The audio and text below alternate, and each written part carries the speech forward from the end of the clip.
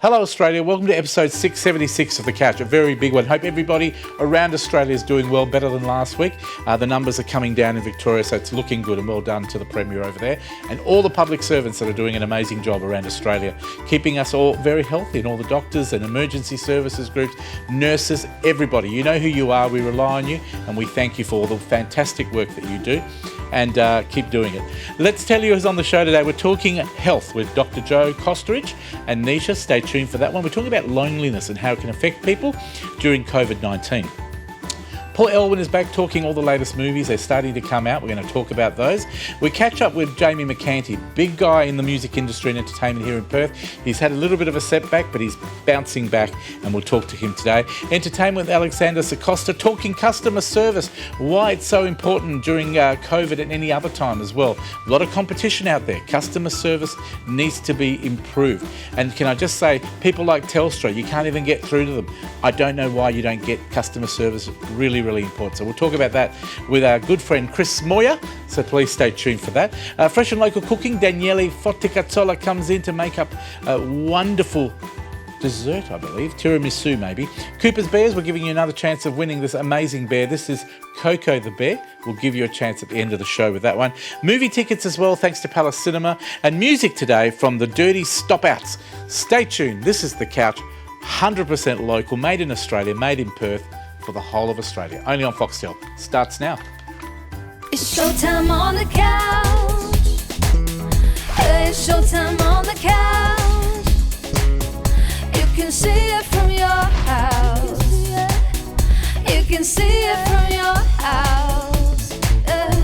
It's showtime on the couch with Fred and the best in town. See it from your house.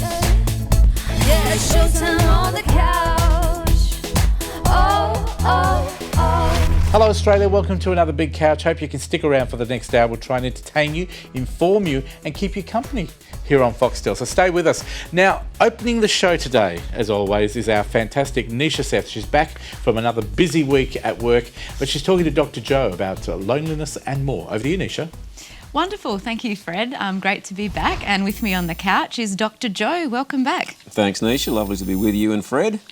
Dr. Joe, you've been very busy as well this week and many weeks before, given the context of what we're doing. Situation normal, yeah. And today we're talking about a very intriguing topic as well. Serious, but also we'll have some strategies we'll talk about too, but loneliness and really its impacts, particularly during this time where we're being asked to stay at home in some of our states. Interestingly, look, humans are social creatures, and this goes back to days when we lived in caves. We didn't live in a cave by ourselves, we lived with other people. And you look at how human societies are organised. They are organised, even historically into little camps, villages, ultimately into cities. And we see increasingly that more people live in bigger cities. Now, sometimes they're lonely in big cities, but we like to be with other people. Yes. Work out of the UK, and I should emphasise this is pre-COVID, found that 2.6 million people in the UK could go a week and talk to only 3 other people. So only have human contact with 3 other people in the case of a week. It was a significant number, obviously, in people over the age of 65. Yeah. And there was about 225,000 people who would go a whole week without actually talking to another person. And comparatively in Australia, what would those numbers look like? We'd probably divide them by about, what's our population, 25. So, probably about a bit under a third. Like we're 25 million, there's 65 million. Divide the figures roughly by a third. That's amazing too, because when you think about the fact that, you can live in a big city or you can even live in a house and be lonely with someone else. What is the concept of loneliness? What does it involve? Yeah, look, you can be alone without being lonely. I think those two concepts are slightly different. We might be sort of with ourselves, we might be reading a book, we're doing this alone. But I know that there are other people around. I can ring them up, talk to them, go and visit them, have a cup of coffee, establish human contact. So I have connections, even though I may choose to spend time by myself. Loneliness is really I don't have the connections. Perhaps I'm a widow or widower, I don't have any siblings, a lot of my friends have died, I don't go to work anymore. So all of those factors come into play. So what are the benefits of, I guess, at the moment where it is sort of solitary confinement in some senses you mentioned earlier when we were talking, what are some of the benefits of being emotionally, socially and sort of spiritually connected? It's really important for our overall well-being, and I know it sort of sounds like a trite throwaway line, but all of the research done over many years has shown that loneliness is an independent risk factor in all-cause mortality, which is a fancy way of saying if you're lonely, you're more likely to die sooner. Couple of reasons. That's motivation too. Yeah. A few reasons for that. You look at the health consequences, both mental and physical, of loneliness, and the list is a long one. I won't sort of list them all, but even things as separate or different as obviously depression, anxiety, insomnia, but diabetes, high blood pressure, different forms of cancer. If you're lonely and you're not connected, you're less likely to look after yourself. So you may be less likely to do some exercise. You may be less likely to eat a more healthy meal. You might be more likely to drink too much. You might be more likely to smoke. And we know that this is the case. Separate to all of that is just the fact that it's good for our emotions to be in touch with other people. Solitary confinement, when they've done studies in jails, is generally defined as you cannot leave your immediate space for more than an hour and a half a day. So you're effectively locked up for 22.5 hours. Wow. And lockdowns where people are allowed out of their house for only an hour a day, and you say, well, it's a house, it's not, might have more than one room. Some people live in flats or apartments where there might only be one bedroom, a bathroom and a small kitchenette. Yes. So no, they're not in jail, not in any way saying that's the case before people want to, ring up and complain. Yes. But the effects are the same. So it is important to try and reach out to people, especially those who are lonely are going to be a little bit less likely to make first contact. So if you have a friend that you might not have been in touch with for a while, especially if they live perhaps in Victoria, but anywhere. If you have family or other people, just pick up the phone. One advantage of technology is, aside from just giving people a call, we can go on to WhatsApp or Zoom, or we can FaceTime them. So there are capacities now for people to have visual as well as audio contact. Wonderful strategies to hear there. So really watching out for your self-care, making sure that you are taking care of yourself, that you have connection opportunity.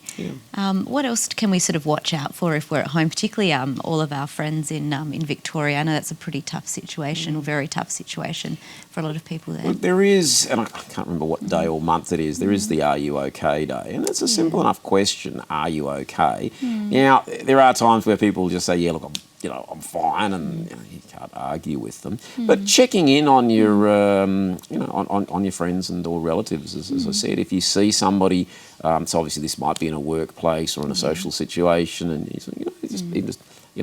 how are you doing? What's up? Something that's fairly open-ended. Now, some people may not want to talk much about it, but other people, might do. So just having that, I suppose, ability to be, first of all, is establishing and maintaining contact, and it is often it's just as simple as picking up the phone or pressing the button.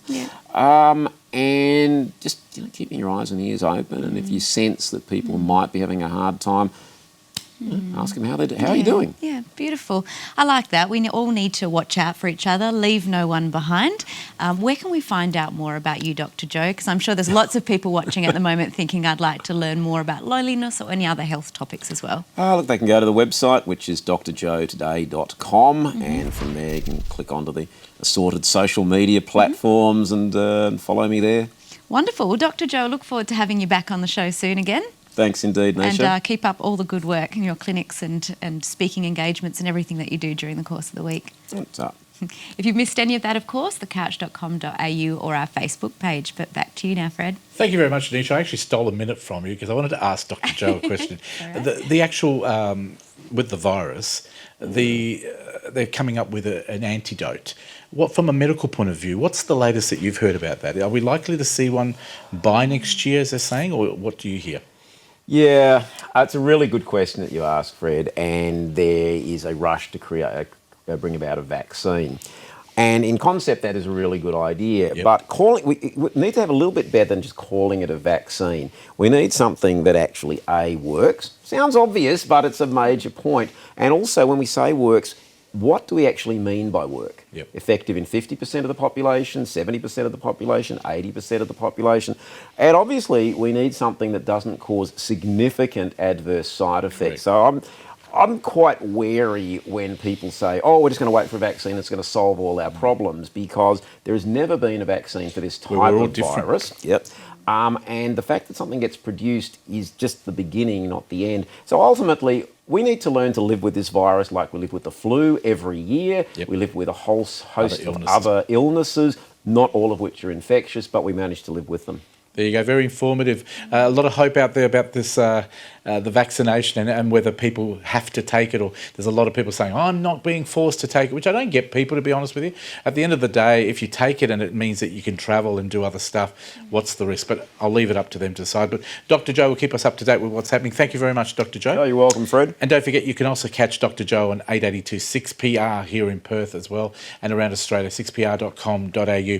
Music time. We've got another fantastic local performance. Local's very important, and can I say as well, for those people who put out on Instagram in all different states how wonderful they're doing and how they're having a lot of fun, maybe hold back on that a little bit if we can, because there's people in Victoria and that aren't enjoying what they're doing staying at home. So have a think about other people as well. It sort of adds on to what Dr. Joe said. Have a think about other people before you post your, we're doing great, we're having parties, we're doing wonderful stuff. That not everybody is doing that. But we'll keep you entertained here on the couch.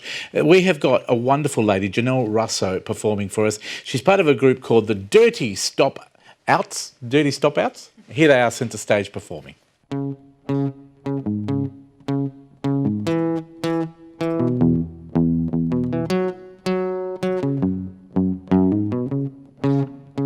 Can't keep my hands to myself. Think I'll dust them off and put them back up on a shelf, in case my little baby girl is in need, and I'm coming out of left field. Ooh, I'm a rebel just for kicks, yeah. Let me kick it like it's 1966 now. Might have had my feel, but you can feel it still, yeah.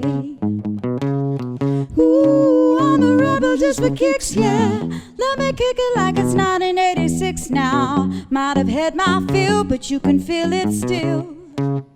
Got another mouth to feed. Leave it to the babysitter, mama call the grave digger. Gone from the fallen leaves, and I'm coming out of left field. Ooh, I'm a rebel just for kicks, yeah. Let me kick it like it's 1966 now. Might have had my feel, but you can feel it still. Ooh, I'm a rebel just for kicks, yeah. Let me kick it like it's 1986 now. Might have had my feel, but you can feel it still. We could fight a war of peace. Ooh, I'm a rebel just for kicks now. Give it to that easy living, goodbye to my hopes and dreams. Start kicking with my enemies. We'll be waiting till the walls come down. Ooh, a rebel just for kicks now. It's time to give a little to the kids in the middle, but oh, until it falls, won't bother me. Is it coming?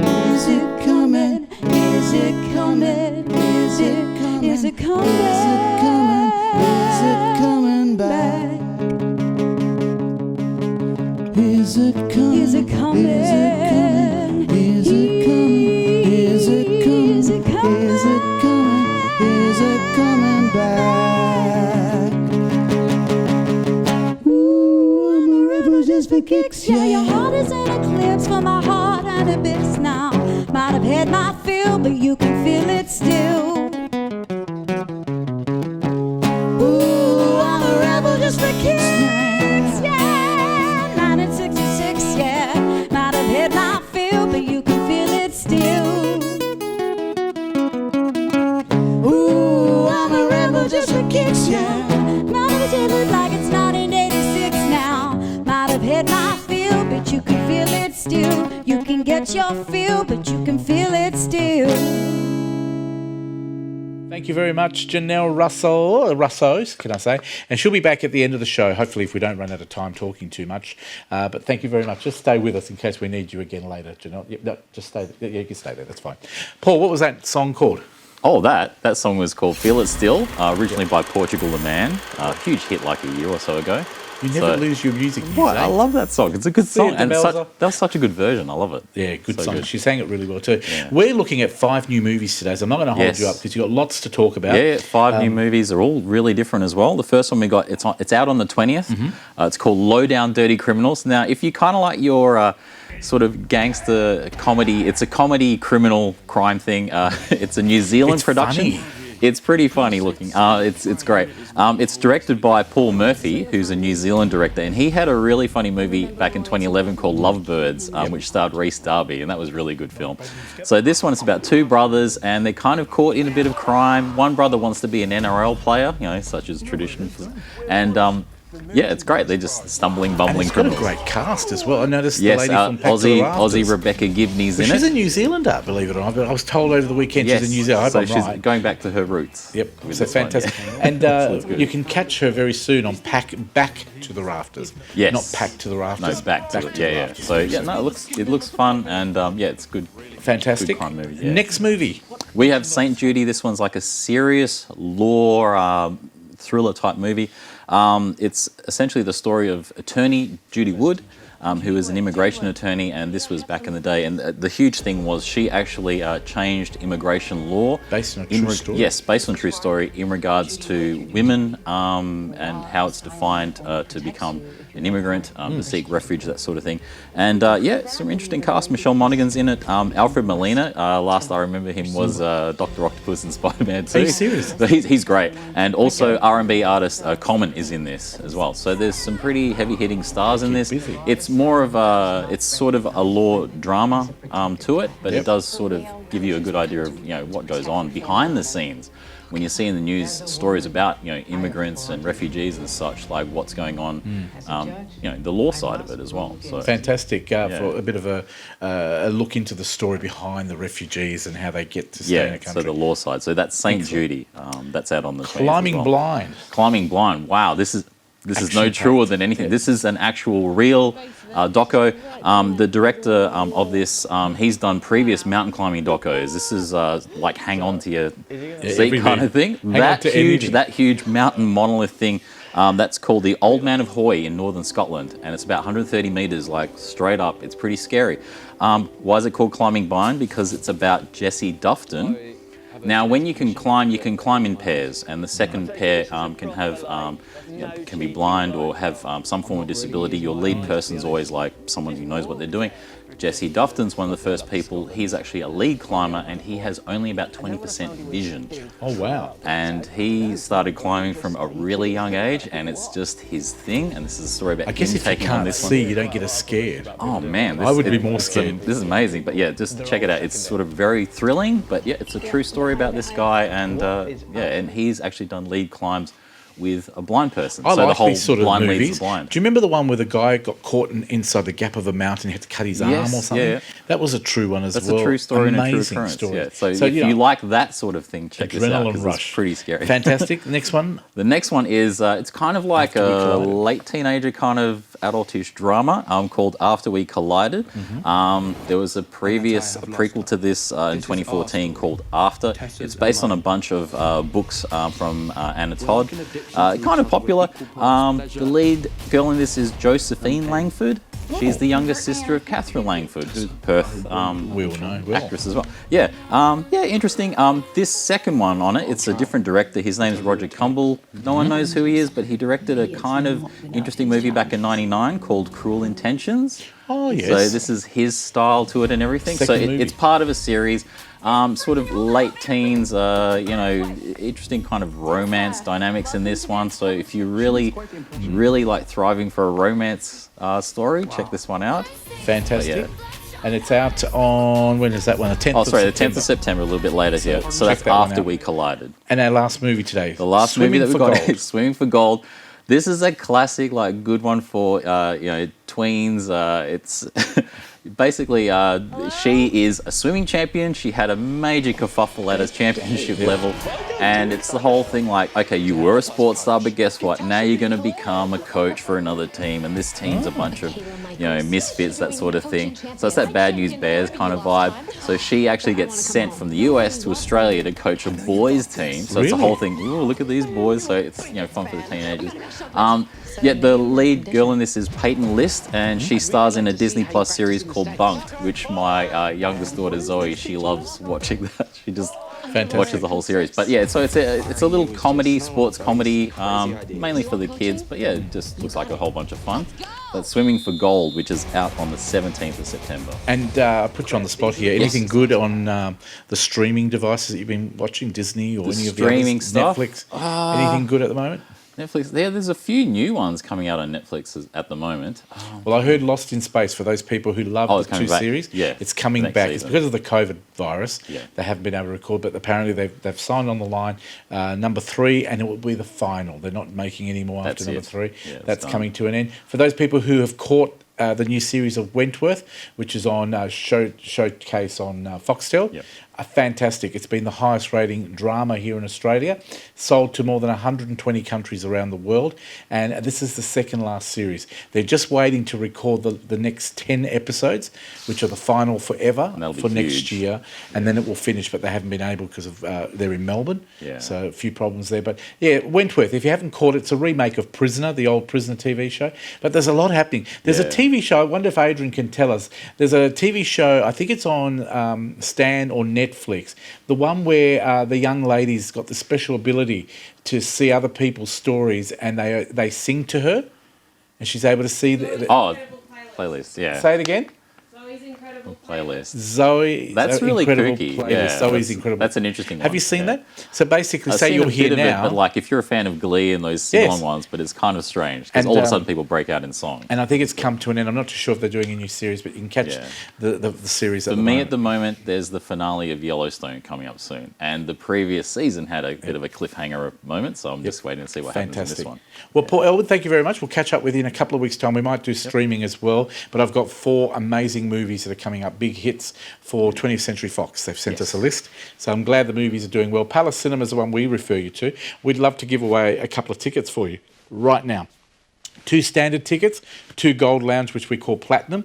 This is the fantastic Rain Square facilities here in Perth, but you've got Palace Cinemas all around Australia. So if you win the tickets, you can use them anywhere in Australia. You don't have to use them here in Perth or fly over to Perth.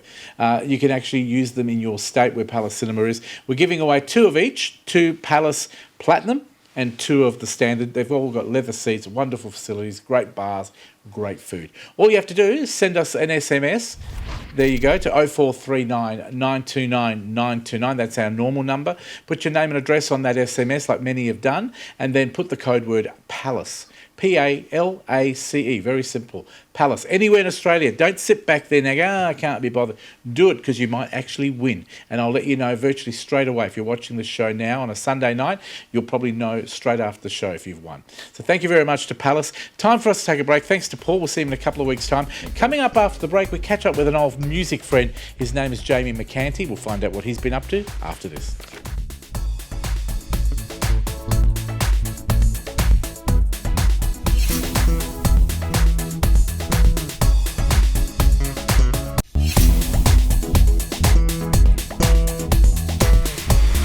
Welcome back to the couch, wherever you might be watching us around Australia, only on Foxtel. Thank you for your company. It gives me great pleasure to introduce our next guest. His name is Jamie McCanty. We all know him over here in Perth as Slim Jim. And can I say, you are slim? I'm getting that way, yes. No, I'm in the middle of treatment at the moment, Fred, but I've lost a few kilos, but I have plenty of kilos to lose, let me just say. You're looking good. Can I just say, I know you've only just come out of chemo, what, 3 or 4 days? Yeah, that's 4 or 5 days, yeah. And I know you've probably been asked this story a million times. We talked about it on radio. Tell us a little bit of what's been happening with you, so people that do know you, that haven't caught the story. What happened? Well, I had no real symptoms, but I was in the middle of a production of Pirates of Penzance in mid-March this year, just prior to when the coronavirus the pandemic hit its peak. And I was wearing a very thick beard, and so the show was cut short, obviously. We got a week of the production, underway. But the second and third week were cancelled, and I went to shave the beard off, and I noticed there was a lump on my lymph node, and I thought, well, that's fairly chunky and unusual. But fortunately, I had a fair bit of time because I was, as an entertainer, there wasn't much work going on at that time. Obviously, everything had sort of ceased from the 22nd of March. And so I went to the doctor and got a range of tests sorted out, and I was diagnosed with a squamous cell carcinoma on my left tonsil, and it was 1.4 centimetres in size. So I had an instant tonsillectomy and a range of biopsies. Unfortunately for me, the carcinoma has not spread, which is a blessing, because my voice is my trade and has been my career for 40 years. And I've been now going through a series of radiation and chemotherapy sessions. I've got a 7-week block. I've broken the halfway mark, and the lump has disappeared, which is a great... Which is exactly what we want. Well, that's what you want to know straight away. And are you feeling okay? I mean, I know chemo knocks chemo knocks you about a bit. Because you were giving me a description of what it's like. You walk in with your own legs and everything. Yeah, you walk in and then you get wheeled out in a wheelchair. But no, honestly, I'm coping very well. But may I suggest, Fred, my wife, a few years back, nearly 5 years, this September, was diagnosed with 4-stage bowel cancer, and she had 18 months worth of chemo. Very heavy-duty chemo and radiation and a number of surgeries. She's a survivor, and what she went through and what I'm going through, there's no comparison. Look, so many people absolutely love you. We've known you for, like you said, that's very kind of you, 40 Fred. Years in the music industry, promoting young talent, new talent, bands, rock, soft, pop. I'm a big fan of talent, everything. Fred. And you are. And for those people over East that may have unluckily not seen you, because you are an amazing talent over here. You're probably one of the key people that have made people who they are. Bands, there wasn't many 40 years ago. It would have been an incredibly hard job to promote bands. How did you start getting into all of that? Well, it's funny. I've always had an interest in music, and I went to uni on the premise of actually studying journalism. Yep. But you had to find a second unit to take, or another option to your degree. Yes. And so I took up theatre arts, thinking, well, maybe if you remember back at school, if you did theatre at school or drama at school, it was never considered to be a subject. It was like more very, fun. It was like fluff. It was media was like, oh yeah, what else do you do? Yeah, or tech drawing was much more heavy duty than it was. So I thought I'd take theatre arts as a soft option, just to sort of concentrate on journalism. But I fell in love with theatre arts. So much so that journalism became really a secondary part of the degree. Yep. And when I finished the degree, I just wanted to sort of extend the performance work. I did have a lot of experience with singing, because I was a member of St Mary's Cathedral Boys Choir as a juvenile, and that sort of housed me at Trinity College before I went to uni. So I just sort of took the skills that I gained as a child, sort of morphed it into, or moulded it into the theatre arts aspect.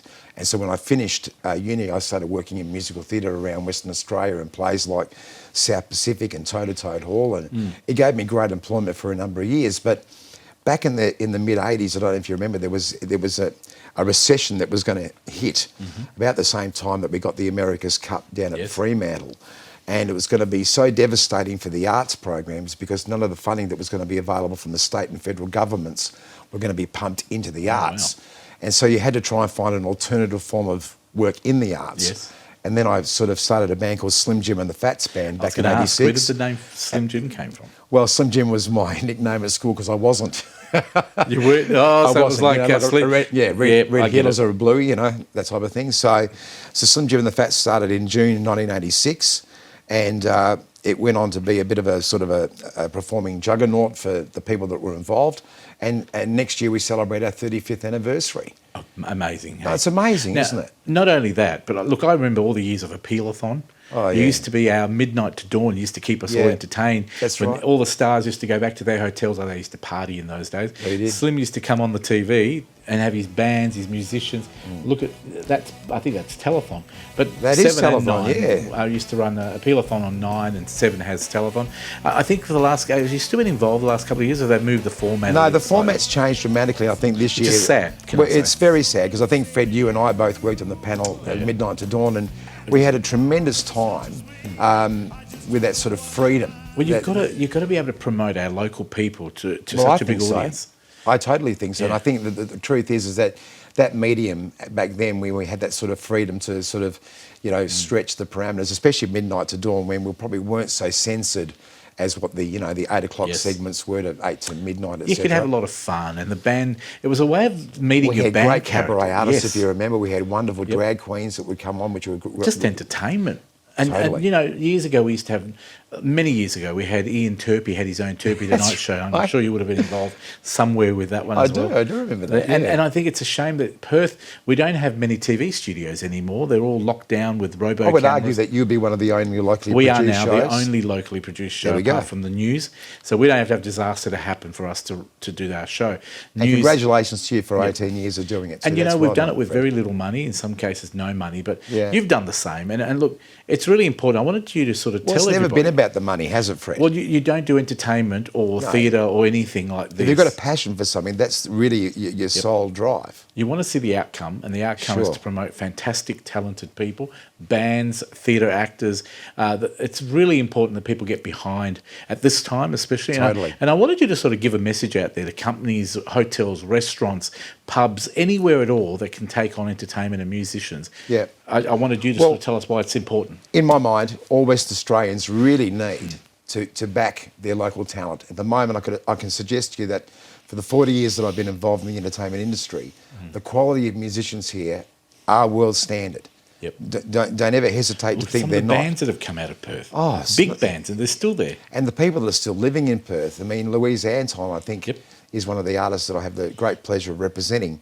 Louise spent nearly 30 years over east working with the Nissan Cedrics, ABC on TV, Roy and yep. HG's The Midday Show. Club Buggery Show, the Midday Show with the Jeff Harvey Band. and she's a perfect- And Louise is an extraordinarily gifted vocalist and performer. She works at the casino almost on a weekly basis. Yep. To have that sort of talent available. And she actually toured with Burt Bacharach. Correct. I mean, you don't get a job with Burt Bacharach Unless you're good. unless you're the Look, best I of the tend best. to agree with you. I know we've had a couple of tribute concerts and that for yourself, Sure. and it went wonderful only a few weeks ago. Yep. And you might want to thank people for that as Oh, well. I but- absolutely do. The two concerts actually are coming up in the very start of September.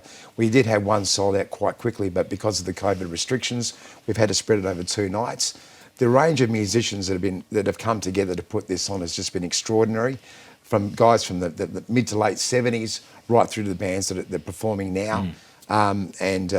Both shows have sold out, which is incredible. And I find it very overwhelming, but it's also gratifying to see West Australians doing exactly what they did through telethon and appealathon days that you and I both experienced, Fred, is looking after their own. And I'm just happy to be the Look, we're the really recipient of glad it to see this you year. here. It's always very important for me to promote people that have given us, you're the forerunners of what we all do, and you do it very well. You're still doing it. Yes. But just quickly, in the time we've got left, We Will Rock You is coming back. Oh, yeah. What's happening with that? I've signed up for We Will Rock You, which I did it last year with the same company, Platinum Entertainment WA. Yep. And the show is very, very funny. It's very entertaining. It's 24 of Queen's biggest hits, okay, with a great script put together by Ben Elton. And Ben Elton's one of my We all know favourite him. He comedy lives here in writers. WA. Oh, he's just a genius. And what's your character? I play Buddy, and Buddy is sort of like the spaced out hippie. And, Perfect. yeah. Given the chemotherapy, you could actually play yourself. So true. Yeah. And it's a very funny role, but the show is extremely entertaining. So if anybody came and saw it in 2019, the core of the cast is still the same. The great addition for the season that's going to be starting at Crown at the end of October is Casey Donovan's joining the cast. And she's from the Australian Idol, success. And Correct. Was it I'm a Celebrity, Get Me Out of Here recently Casey as well. Donovan, amazing, and she was in And a she's a comedy on Channel 10 fantastic as musical well. theatre performer. She's playing Killer Queen, and she did that same role, I think, in the 2014, I think, Australian production. Yep. So she'll be extraordinary. The rest of the cast, I'm already aware of, are extraordinary. And Matt Dasinski from Mix 94.5. Yes, from the morning show. And I are sharing the role just to guarantee that I get a chance to recover. Exactly. And he's a NIDA Paula graduate. and he's Perori, Clay Patera, I some of know. the amazing cast from the previous We Will Rock You. fantastic cast. It's going to be fantastic. There's only so many shows, but I don't think there's more I than think about 3 7. weeks, Oh, and it may be extended to 4. But Beautiful. honestly, with the COVID restrictions, I would certainly get your tickets now. Crown Theatre here in Perth. Get your tickets Exactly now. right. check out, go just Google it. We Will Rock. You get your tickets. Support local talent, local people like Slim. Slim, thank you very much for coming in. It's for a great very pleasure to short, see you, brief Fred. visit. Thank you very much. But we will have you back because I know Thank that you. you've always got events coming up, and we'd love you to be part of the show if you've got time.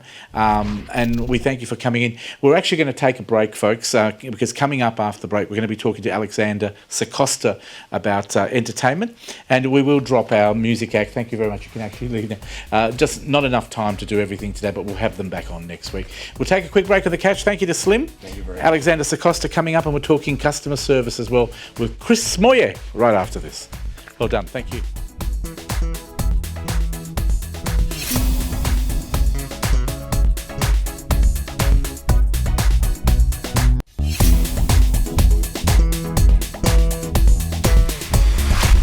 Welcome back to the couch. Thank you very much. Can I just say thank you to the lovely lady, Miss Russo, Janelle Russo. I'm sorry we couldn't have the second song. She'll be back in a week or two with another song. We've agreed. We've signed the contract. She will be back.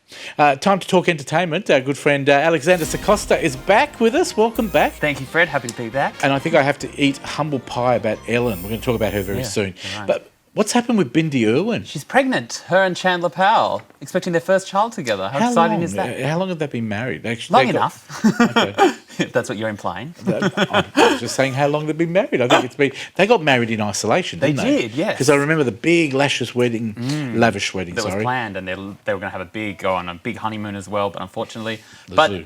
there's something so wonderful about the fact that they got to spend time with all the animals. Yeah, around, so exactly. It's like a private zoo. Why not? Like Dr. Dolittle. Yeah, so expecting their first child. That's very exciting for all of them, and Terry's very excited as well. It amazes me. I don't know. She's very young to have a child, but I mean, apparently She's that's such she a always beautiful planned. person, but as a person, I have Fantastic a lot role of model. time for Fantastic her. role model. Yeah. Yeah, look, we've seen some footage there. I just think she's just a beautiful person. Yeah. When you hear her talk, she's so passionate. They've definitely got the dad's communication Yes, skills. I yes, mean, he was a yes. bit rough around the Yeah, edges. yeah. But both the Very kids, genuine. I think he'd be very impressed with them because they're just beautiful people. Think of my life So, with so she's having a baby. Do we know when? No, not yet. Chandler. 9 Just months. announced it. That was a bit unexpected, but yeah, within 9 months away. I'm assuming, yeah. Now, Channel 10, especially Channel 10 Perth, for us, can I just say, we're very sad to see Yeah, very local upsetting. leave. Channel 10 has decided to have some cutbacks. Yeah, so they've actually let go quite a few of their main presenters across. Tim the Gossage states. has moved to That's Sen right. Radio Monica now. Cox. Yes, I saw. Fantastic news for him. Well Yeah. done, Tim. He might be doing some stuff at 6PR as well. yes. And I think we might actually see him very soon, maybe reading sport on Channel 9, but that's just my another a dream come true. So, look, Monica Koss, I reckon she'll go to 9 afternoon news. This is my predictions. Well, I hope so, because it's such a shame, especially in her case, but she just kind of got there. Look, Channel 10 have had savage cuts all around Australia. They've cut back on, people. What's her name? The one that does the news. Natasha Belling yes. is gone after so many years. Also, Tim Bailey that did the weather for 24 years gone. Big stars. Yes. And people have said something about The project, so it's interesting because the project is actually kind of like subcontracted underneath because that's under Correct. Rove's company, Rovian Enterprises. So they're on Rove's a the boss. separate contract. Well, so their basically- contract's still going. Yeah, But correct. potentially, Next once year. their one ends, there may be cuts there. And the as well. problem is, what 10 does, and what television stations Yes. do, a lot of the programs now are outsourced. That's right. So they'll say to Rove, we want the project, how much? And Yes. Rove might say 10 million a year. Yes, yes. Next year they might say, we're only going to give you 7 million. Right. And they'll say, bye Kerry Bickmore, we've loved you. That's what they'll Not do. Kerry. But that's what they have to do to cut, to Yes, cover well, their at costs. the end of the day, the salaries are quite high, and obviously the media landscape has changed so much, you can't justify it with the return on the advertising money. Did you ever wonder why Lisa Wilkinson didn't go? I mean, she doesn't do a lot. Does she really? Lisa, I absolutely loved her from the Today Show. Yes, yes. But she hasn't do a lot on the project. She seems to fill in more Yes, and does yes. the weekend. And I think that's kind of the vibe of the whole show, that there's a lot of people sort of filling in And she's on throughout the $2 week. million bucks a year. You would have thought, but I hear a little rumor. Let me tell you right now. All right, here a we little go. rumor that I'm listening. next year Good Morning Australia could come back. Really? Yes, and I think there's a lady called, I'll tell you now, Melissa Doyle, Yes, yes. who just left Channel 7 after Yes, 22 yes. years. Imagine her doing a breakfast show. All right, you heard it here first. Yes, I think so. But look, congratulations to all those people. Wonderful careers at Yeah, 10. yeah. There's a lot of young people that are still working there. They don't know what's happening in the next couple No, of weeks. it's They'll very find out. uncertain. And can I just say, we know a couple of those people. They work here at the show. Good luck to them. They're great, talented young people. And we hope the industry here in Perth, Channel 9, picks up a lot of these people because they're the only ones with money. Is 9, 7. I wouldn't even pick up a coffee at the moment there. But good luck to everybody. Talented people. They'll do very well. And I'm looking forward to seeing them at 9 or 6 PR very soon. What else are we talking about? What else are we talking about? We are circling Ellen. back to our favourite talk show host, Ellen DeGeneres. She did apologise. So 2 weeks ago we were saying about how, oh no, she's probably going to leave and James Corden's coming in. No, not the case. She is coming back and she plans to make 2020 the best season Yeah, apparently yet. James wanted too much money. Yeah. Do you know she gets paid $50 million a year? Well, that dancing's hard, Fred. Wow. What do you do? But after a couple of years, you say, I don't want to work anymore. Yeah, kind of. Well, that's what Portia did. Yeah, her but you wife, think so- $100 million in 2 years, big money, but they pay a lot of tax over there. Yeah, so yes. 3 producers Three of have her gone. producers were Let resigned. go. Yep. Well, they said she sacked them.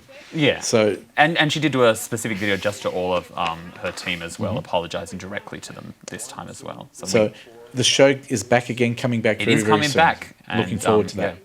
And she's 62 years old, so she's quite young still, Yeah. really, for television.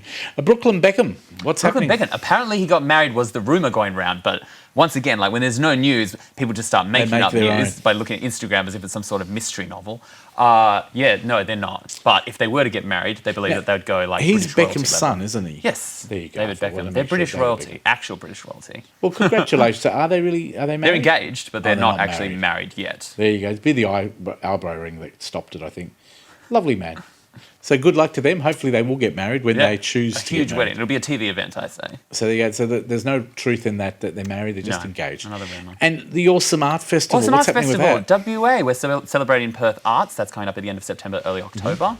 It's always been a fantastic festival for showcasing all of the arts that exist right here in Perth. Wonderful reason to do it WA too. Opera's performing, WA Ballet, they're activating a lot of the cultural spaces around the city as We're very well. lucky over here because Yeah. without the COVID virus has Exactly. been under suppression or control. So we can run a lot of stuff over here. I can't wait to the Fringe Festival next year. That's right. And maybe the AFL finals here. That's right. Lots of stuff. And this is the Awesome Festival, which is awesome. Been running for many, many years. is We used to correct, have yeah, it on the show. It's going to be the first festival actually kind of post restriction and it's easing. So And when does that go for? How many? I know September till 2020. October, I think it's Oh, so it's only coming up next month. Yeah.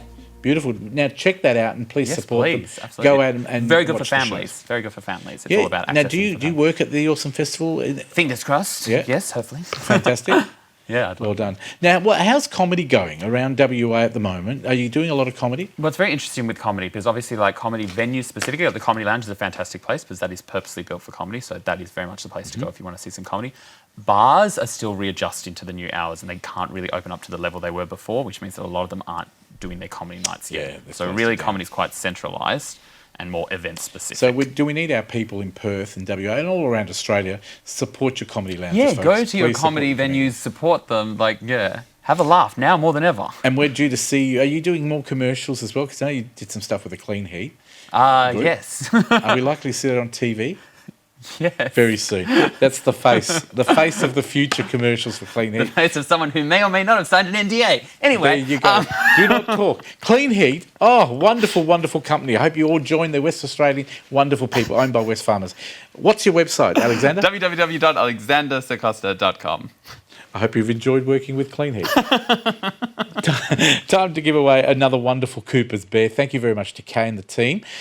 We have got one right in front of me here on the desk. His name is Coco. He's a walrus bear, a wonderful bear, worth over $100, individually made. You will not find another one like this. It's unique. If you would like to win this, very simple.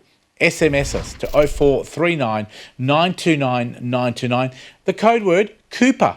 Cooper for Cooper's Bears. Cooper, very, very easy. Send your name and address. We've got only 5 of these, 4, I think, to give away. I think there's only 4. We gave away one last week. This is the second one. So if you want it, anywhere in Australia, we'll post it too if you win. And don't forget, you can also buy the bears yourself or contact Kate. She'll make specially made bears for you, your family and friends at cottonwoolshop.com. It's on the screen right now. Please support them. And they've also got a workshop where they fix bears that are damaged as well. Lovely, lovely people. All right, time now to talk something else. Customer service. Qantas are doing it, but I don't know about my good friends Telstra. I'm going to have to ask Chris very soon. But it's over to you, Nisha, with our special guest. Thank you, Fred. Joining us on the couch again is Chris Moyer. Welcome. Great to be back. Number 3 or 4th time at the moment, so it's good to be back, yeah. Very excited because we love talking to you around your expertise on customer service. And today we're going to launch straight into it and really talk about how do customers get expectations to start off with? Because that's really interesting. This is awesome. So I think people normally look at customers and go, oh, they've always got unrealistic expectations. Customers are so, how do we know what they want? And the truth of the matter is that customers get their expectations purely by comparing other businesses that offer better service. So what I mean by that, a great example, I was in Croatia a few years ago. I flew back via Singapore Airlines. I got to Perth Airport. I went through the e-passport gates. I picked up my car from long-term parking, remembering the last person I spoke to was the leading steward on Singapore Airlines. Right. I got home. There was a Star Trek Express, sorry we missed you parcel thing in my door. We thought, all right, we'll better go to the post office and pick it up. The comparison that I went from was from Singapore Airlines to Australia Post.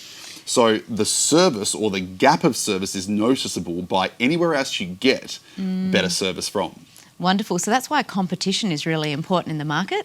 But people think, well, exactly, but people think that, okay, well, who are my competitors? Coffee shops to coffee shops. Well, no, I mean, if I come to a coffee shop, but I've just come from Singapore Airlines or from Qantas or whoever offers better service, could even be the London Eye or, the Westminster Museum.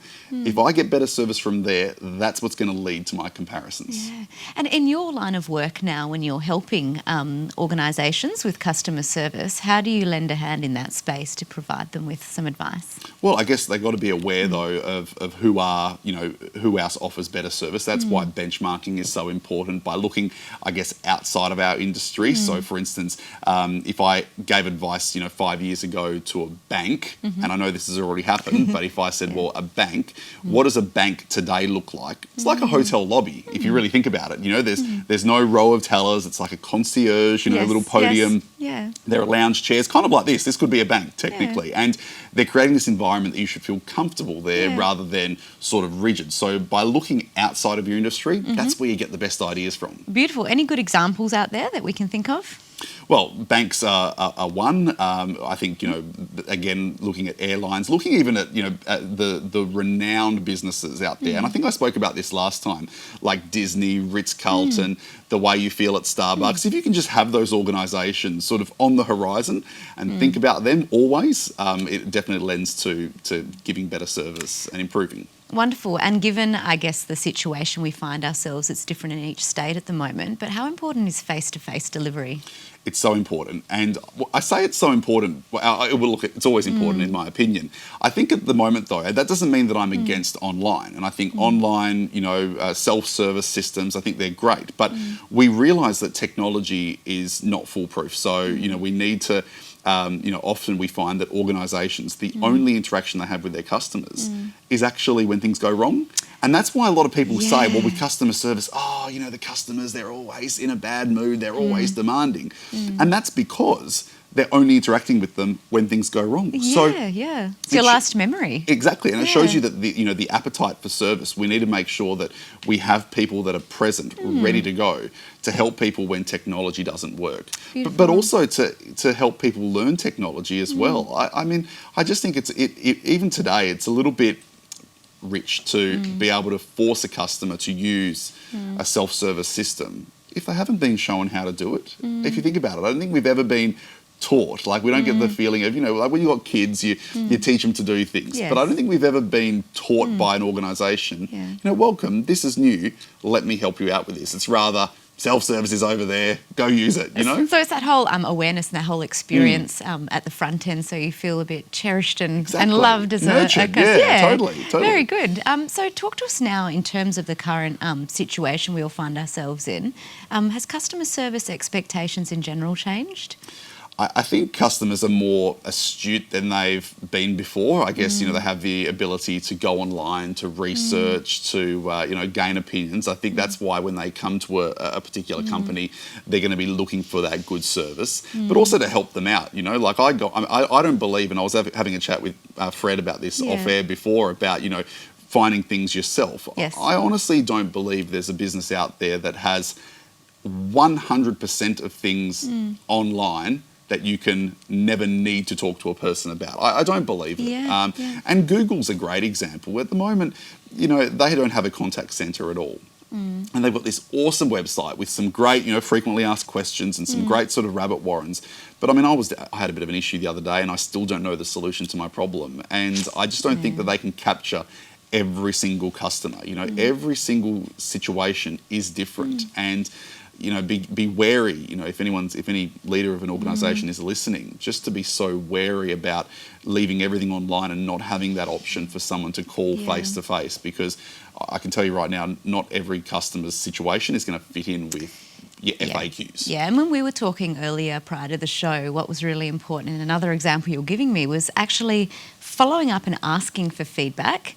And not just the way you ask, but actually deep listening to feedback, which I think is important for business owners. Do we have time to tell the story? Have we got a couple of seconds? We've got a minute, so you can go for it. Let's do it. So I went out recently, I ordered a burger, and the guy who served the burger came back to me after and said, "What did you think of the burger?" And I said, "Look, you know, to be honest, I mean, it wasn't disgusting, but it wasn't what I thought. It wasn't like an American-style burger. And it was pricey, wasn't it? So it wasn't fairly pricey. It wasn't like an American-style burger. It was just like your standard burger slopped together, you know, that's been around for years." Yeah. And he said to me, he goes, "Do you know what?"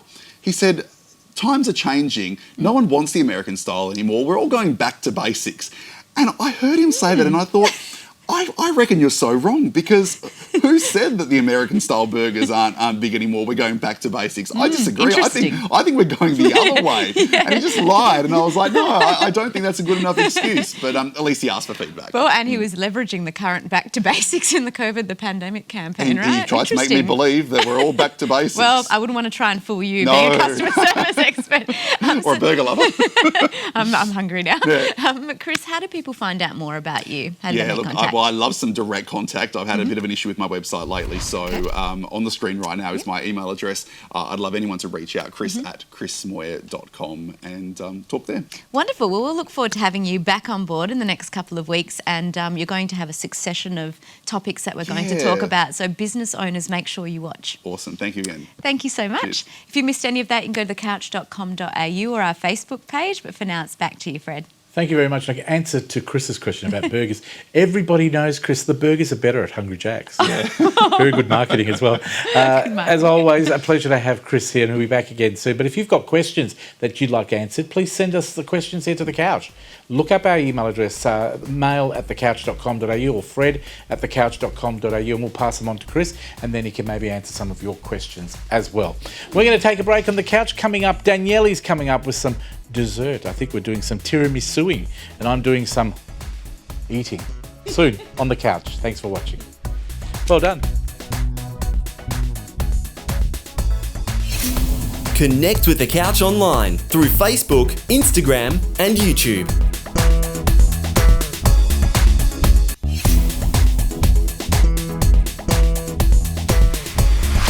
What a big show. Please check out our online version of The Couch. You'll get some surprises there as well.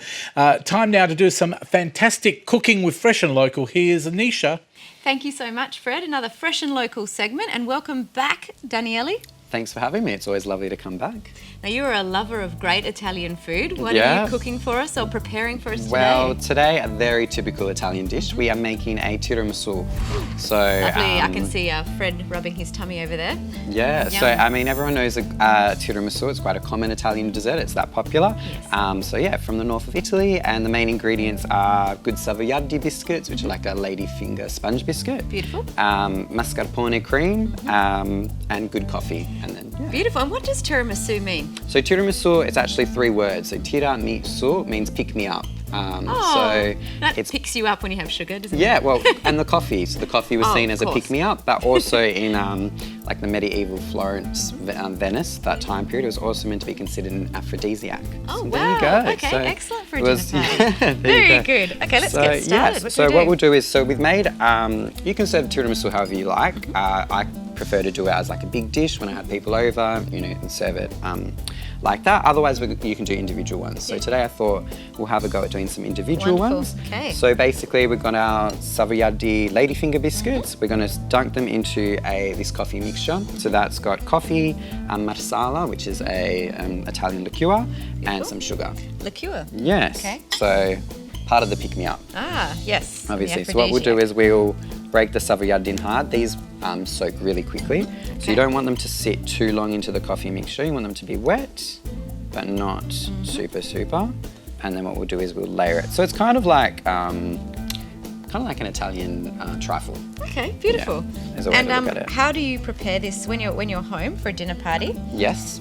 Tell me a bit about the experience. Do you make it with your family or? Yeah, so I think what's great about a tiramisu, it's a good dish to get kids involved in to make. And you can do various variations. You can do a lemon miso, a berry miso, whereas instead of the coffee and alcohol mixture, you can use different things. Beautiful. As long as you've got that mascarpone. So this is mascarpone beaten with egg whites, full eggs. Full eggs. So mascarpone, beat the eggs and the sugar until they become light and fluffy, and then we're going to incorporate some more marsala and mascarpone, and I also like to use a bit of cream as well. Lovely. Now Can I ask Yes. how much ends up on a little child's face when they make this? Oh, it's very, well, that's the fun thing. It's very messy. The cream is very delicious. Some people try and use something like a Philadelphia cream cheese, which I really don't recommend because they're like, oh, it tastes the same, and it really doesn't.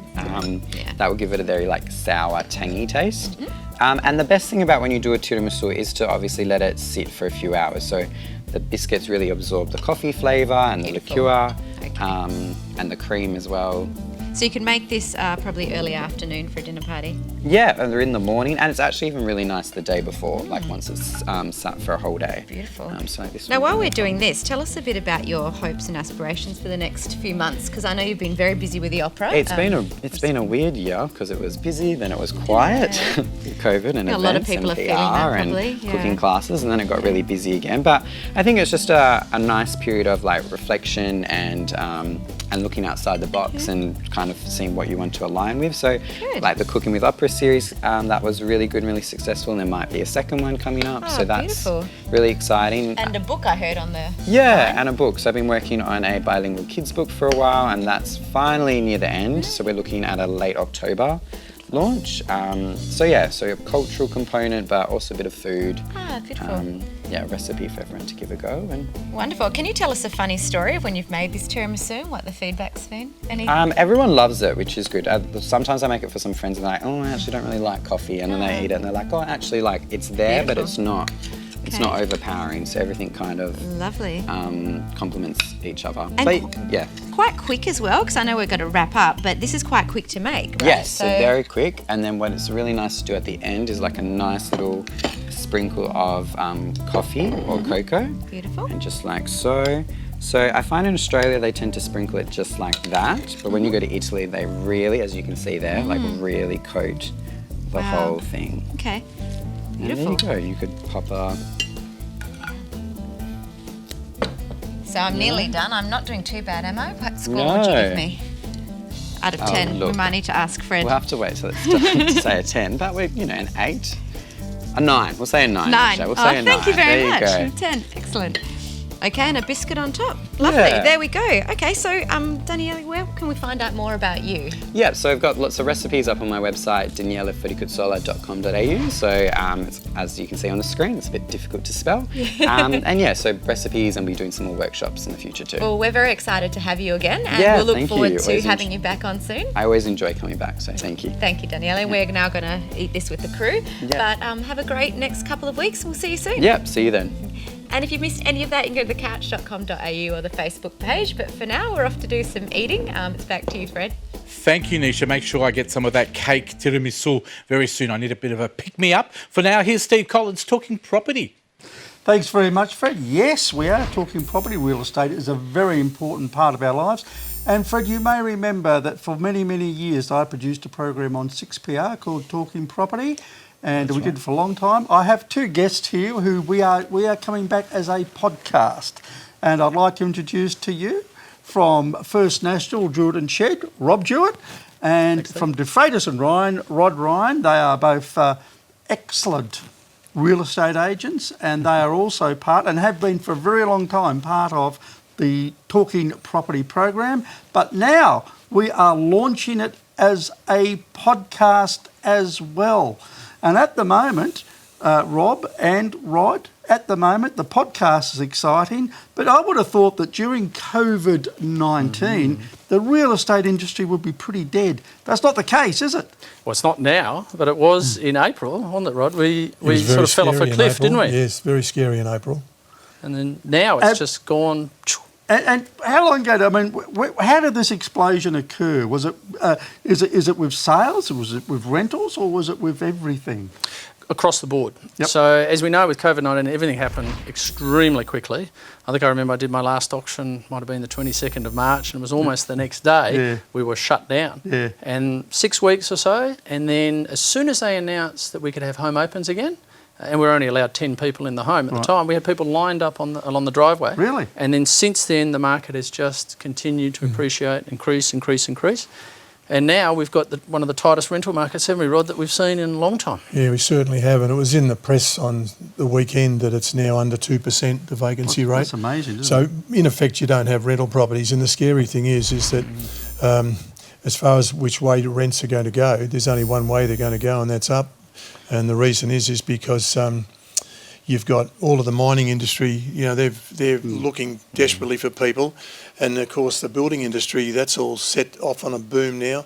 And so they're talking about giving people free accommodation and free flights and so on just to get them in. So if you look at it, the facts are there's nothing available for rent much now as it is, and there's going to be a lot more demand coming in. And if they do something with the borders, it'll be very interesting times for property in Western Australia, I can assure you. Well, you're right there, because what they're doing is instead of flying FIFOs in from interstate, they're asking them to be based in WA. So that would, and they're not going to be buying over here because they don't know how long they're going to be here for. So I suppose it makes sense for them to bring their families here and rent, doesn't it? Yes. Simple supply and demand. The demand's exceeding supply, and there's more demand coming through. A lot of people want to come back into Western Australia. And we're even finding people from East Coast securing properties, both rental and sale now, so that when they are able to come in, they've got their abode. Sight unseen. Sight unseen, which is a challenge for real estate agents, because we always like to show people the property, make sure they're 100% comfortable with it. So there's a lot of videos being taken and all sorts of things happening. Has COVID changed the way, because with the Talking Property podcast, of course, a lot of people these days can't actually go out or go to different areas to look at properties or whatever. So has it changed somewhat? People are going online or whatever, or finding other sources to look at properties rather than actually going to visit? Very much so. Yeah, the whole environment's changed completely. And in that period when we'd come out of lockdown and people were able to go to home opens, you'd do an inspection on a Tuesday at 2 o'clock with one buyer, and then you think, I'll just make it a home open for the fun of it, the day before, and then you'd have 5 other people roll up. I mean, I've never done a home open at 2 o'clock on a Tuesday. No. But people were at home, they wanted to increase their property, to find a new home, and where's the means? The internet. And that's one of the reasons why we thought we'd get the band back together. Yes. And with Harvey Deegan, who was... Yes, good old Harvey's part of it, isn't it? Yes. Yeah, well, Harvey was there for 15 years with the show, and I was 10 years with him, and then Rod came a little bit later on the scene, which was great. So we're very pleased to get the band back together. And we thought, well, let's do a podcast talking about property, property, and as an educational thing in Western Australia. Well, there's going to be a lot of different facets to it as well. Not only we'll be doing the Talking Property podcast, in which we have a pretty much like the old radio show was, but we'll also be having different sections as well. We're having different podcasts. We do a lot of education. We do a lot of themes as well, won't we? Talk about a lot of things like, say, rentals. Yes. Or interstate as well. Interstate, yes.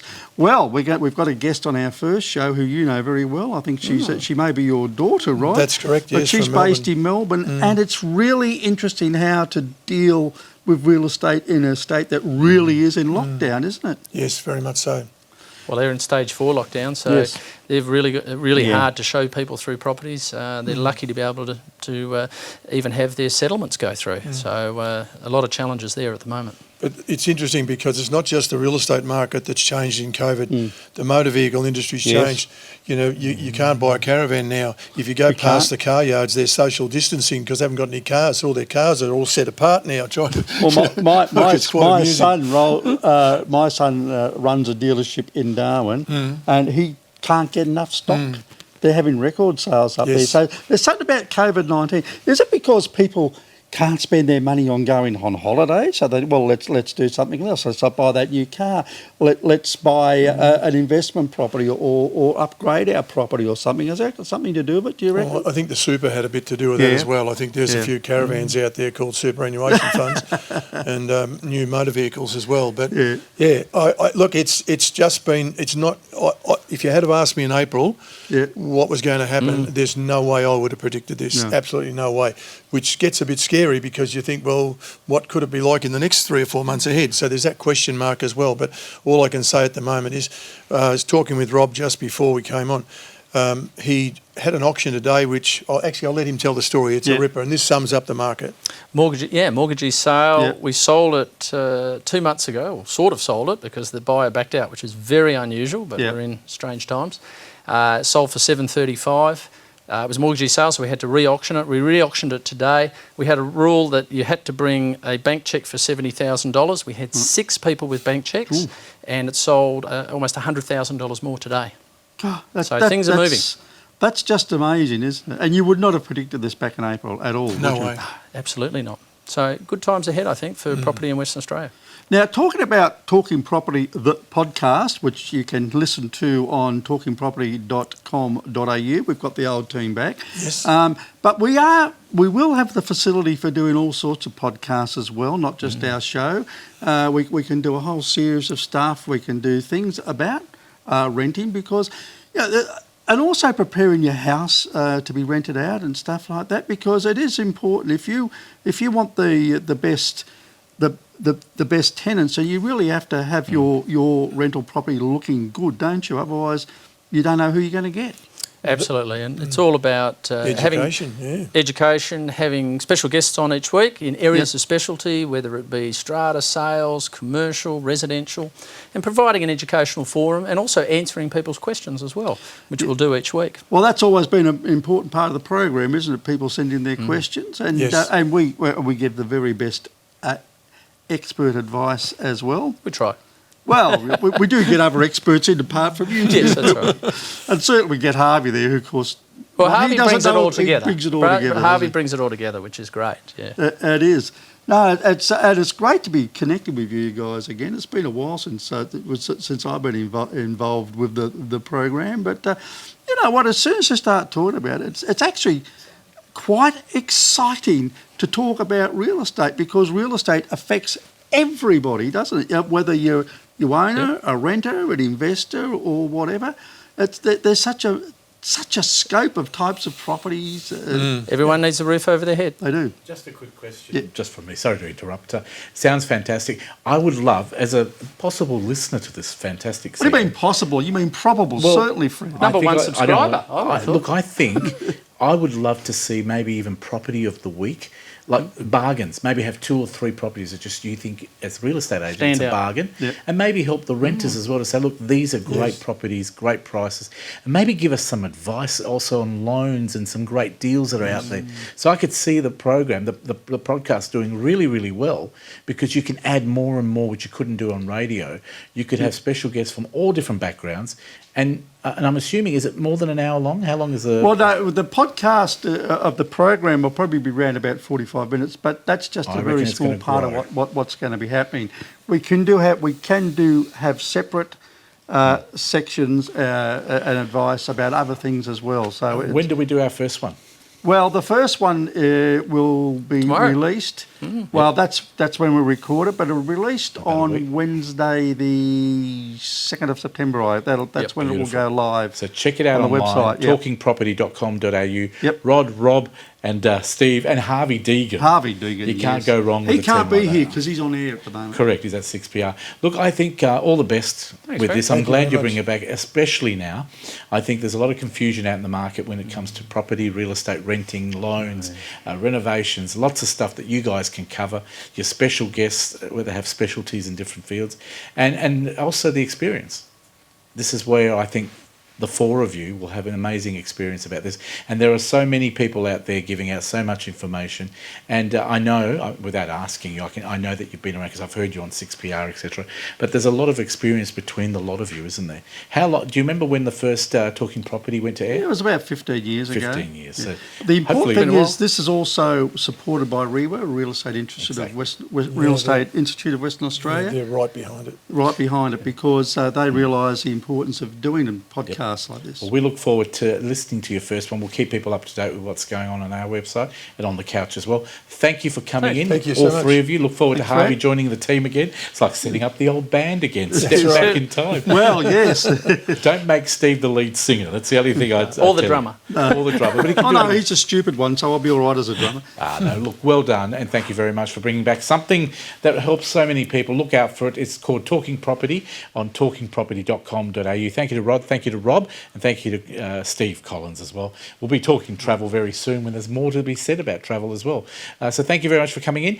Time for us to wrap up the show. Thank you for your company today. Don't forget, look after each other all around Australia. Remember, Victoria's doing it pretty hard. New South Wales, yep, they've got a few issues there as well. But the whole of Australia, we're all one team, and we do support all of Victoria, New South Wales, Queensland, Tasmania, Northern Territory, Alice Springs and WA. And if anywhere I've missed, look, we're there. Everybody supports each other. That is it for the show this week. Please don't forget to watch the Couch online here on Facebook. This is a bit of a longer program for those people watching the Facebook segment. We're going to leave today. I brought in Janelle Russell back in because I think she wanted to perform for us. The Dirty Stop Outs. What a name. You think that'd make it a lot easier. The Dirty Stop Outs. You've got to get it right. Take it or leave it, just like our show. We'll see you next week. Have a wonderful week. Stay happy.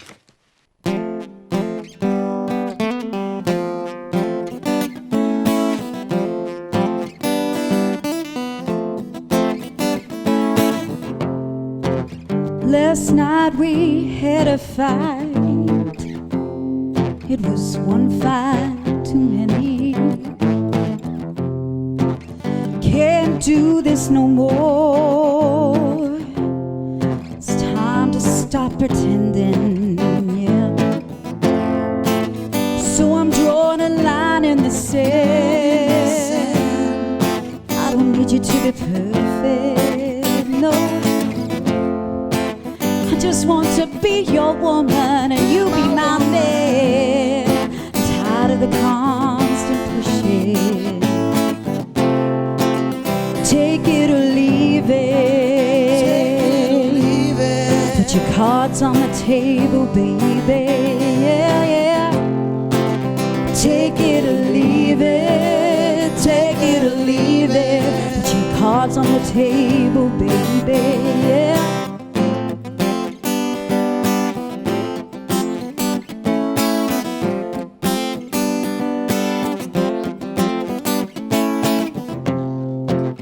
This morning we had a fight. It was one fight too many. Go around and round in circles, yeah. Back to the beginning, baby. So I'm drawing a line in the sand. I don't need you to be perfect, yeah. I just want to be your woman and you be my man. I'm tired of the constant pushing. Take it or leave it. Take it or leave it. Put your cards on the table, baby. Yeah. Take it or leave it. Take it or leave it. Put your cards on the table, baby. Kept trying to tell you, ooh, baby, we'd end up this way. But we got one chance to make it today, baby. Take it or leave it. Take it or leave it. Put your cards on the table, baby. Take it or leave it. Take it or leave it. Put your cards on the table, baby.